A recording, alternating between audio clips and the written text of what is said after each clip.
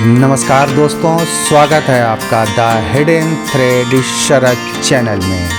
तो आज के इस वीडियो में हम विष्णु पुराण के अध्याय 2 के बारे में जानेंगे। पिछले अध्याय में हमने जाना कि भगवान विष्णु ही संपूर्ण ब्रह्मांड के मूल कारण हैं। अब अध्याय 2 में सृष्टि की उत्पत्ति, प्रकृति, पुरुष और महतत्व का विस्तार से हम वर्णन करेंगे।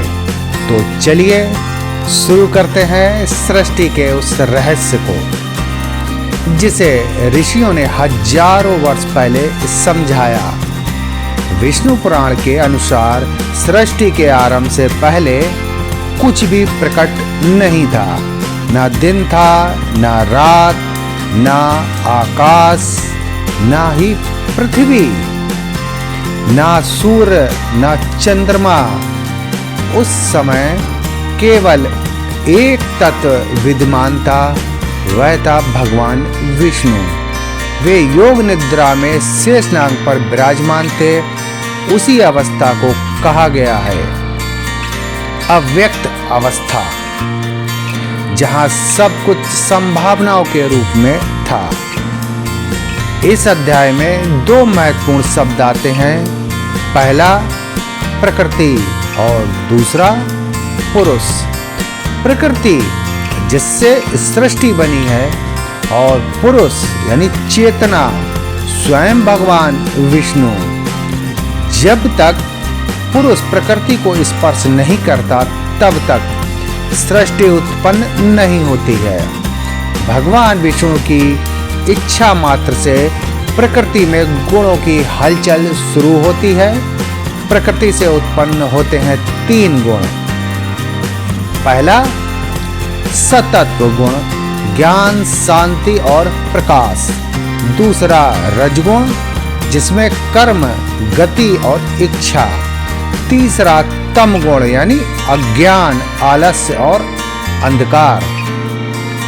इन तीनों गुणों के संतुलन से ही संपूर्ण सृष्टि का निर्माण होता है। यही 3 गुण आगे चलकर देवता, मनुष्य, पशु और असुरों के स्वभाव का कारण बनते हैं। तीनों गुणों के संयोग से उत्पन्न होता है महतत्व। महतत्व से क्रमशः उत्पन्न होते हैं अहंकार, मन, इंद्रियां और फिर आते हैं पंच महाभूत, जो हैं आकाश, वायु, अग्नि, जल और पृथ्वी, जिस पर हम रह रहे हैं। इन 5 तत्वों से पूरा ब्रह्मांड और सभी लोकों की रचना होती है। विष्णु पुराण यह स्पष्ट करता है कि सृष्टि एक बार बनकर समाप्त नहीं होती है। यह एक चक्र है, सृष्टि, स्थिति और प्रलय।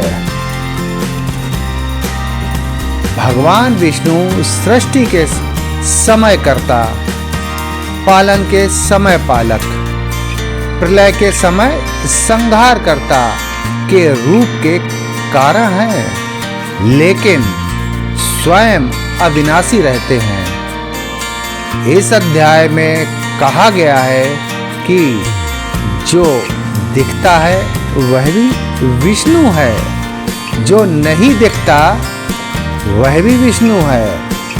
यानी भूत, भविष्य और वर्तमान सब विष्णु ही हैं। इसीलिए उन्हें कहा गया है सर्वव्यापी नारायण। जीवन के लिए संदेश।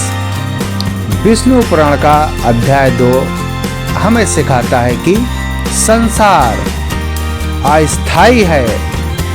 गुणों का प्रभाव हर व्यक्ति पर है। उसके अंदर अच्छाइयाँ भी हैं और बुराइयाँ भी। परम सत्य केवल भगवान विष्णु ही हैं। यदि मनुष्य सतत्व गुणों को बढ़ाए तो वह मोक्ष की ओर बढ़ सकता है।